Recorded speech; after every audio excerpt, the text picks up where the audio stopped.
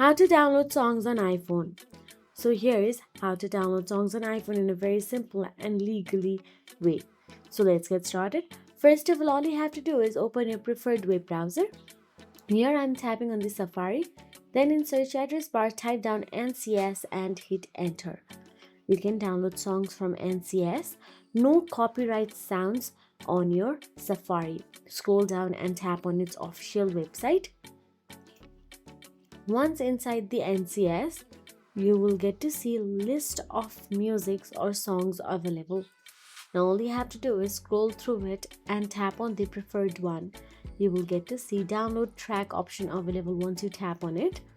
And simply tap on the download track and it will be downloaded and saved to your files. And that is it. If you found this video helpful, please like, share and subscribe our channel, and thank you so much for watching.